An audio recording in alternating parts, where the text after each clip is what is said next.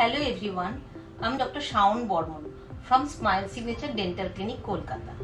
আজকের বিষয় dental implant. দাঁত বাঁধানোর, নকল দাঁত বসানোর মোস্ট অ্যাডভান্স টেকনোলজি হলো ডেন্টাল ইমপ্ল্যান্ট। ইমপ্ল্যান্ট কিভাবে করা হয়, কখন করা হয় এবং কত খরচ হয় তা জানার খুবই আগ্রহ পেশেন্টদের মধ্যে দেখা যায়। কেননা ইমপ্ল্যান্টই হলো latest technology of the tooth restoration. আজকের ভিডিওতে আমরা ইমপ্ল্যান্ট কিভাবে করা হয় সেই নিয়ে আলোচনা করব।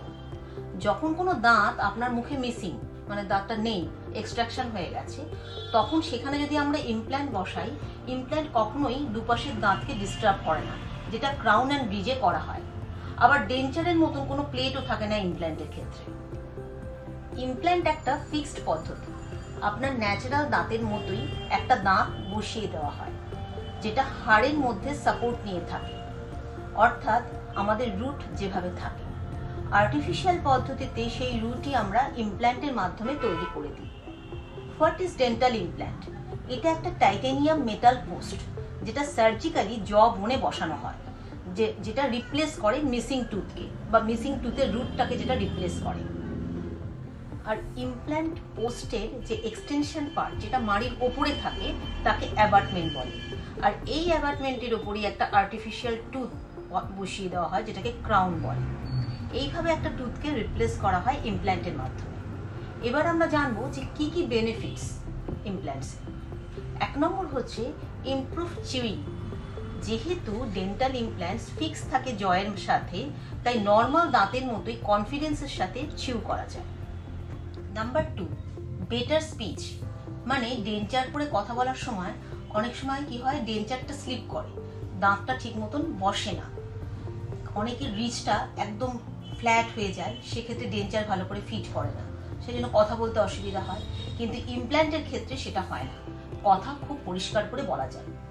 Number 3, improved oral health. ইমপ্ল্যান্টে খুব সহজেই ফ্লস ইউজ করা যায়, তাই ওরাল হাইজিনটাও ঠিকঠাক মতন মেনটেন হয়। Number 4, jawbone preservation. ইমপ্ল্যান্ট জবোনটাকে স্টিমুলেট করে জবোনকে ইনট্যাক্ট রাখতে সাহায্য করে, এক্ষেত্রে মুখের শেপটাও ঠিক রাখতে সাহায্য করে এভাবে। Number 5, longevity. Implant life long থেকে যাবে যদি ওরাল হাইজিন প্রপারলি মেনটেন করা হয়।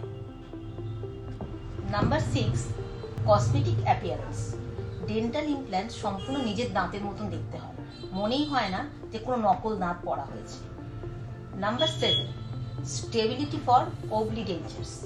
যাদের মুখে ডেঞ্চার ঠিক মতন ফিট করে না, স্লিপ খায়, ডেন্টাল ইমপ্ল্যান্ট সেক্ষেত্রে স্টেবিলিটি এনে দেয় ডেঞ্চারকে। ইমপ্ল্যান্ট গাইডেড ডেঞ্চারগুলো একদম ফিক্স থাকে মুখের সাথে। Number 8, no enamel removal. পাশের দাঁতকে ইনভলভ করে না ডেন্টাল ইমপ্ল্যান্টস। মিসিং টিথকে পাশের দাঁতকে ইনভলভ না করেই মিসিং টিথকে রিপ্লেস করা যায় ইমপ্ল্যান্টের মাধ্যমে। Number 9, prevents facial sagging. মানে হলো রুট সহ দাঁত তোলার পরে আমাদের কি হয়, গালটা অনেক সময় বসে যায়, কিন্তু ইমপ্ল্যান্টস যেহেতু রুট সহই পুরো দাঁতটাকেই রিপ্লেস করছে ইমপ্ল্যান্টের মাধ্যমে, সেক্ষেত্রে গালটা আর বসে যায় না, এজিং প্রসিডিওরটাকে অনেকটা প্রিভেন্ট করে। এতক্ষণ যা যা বললাম এগুলো সব ইমপ্ল্যান্টের বেনিফিটস বা অ্যাডভান্টেজ। এবার বলবো ডিসঅ্যাডভান্টেজ। ইমপ্ল্যান্টের ডিসঅ্যাডভান্টেজ একটাই, এটা একটু কস্টলি, এছাড়া আর কোনো ডিসঅ্যাডভান্টেজ নেই। এই ভিডিওতে আমরা ইমপ্ল্যান্টসের কি বেনিফিটস, কি ডিসঅ্যাডভান্টেজ, এই নিয়ে আলোচনা করলাম। নেক্সট ভিডিওতে আমরা আরও ডিটেলসে আলোচনা করবো ইমপ্ল্যান্টস নিয়ে। So if you have been considering a change, implants might be the permanent solution that will change your life.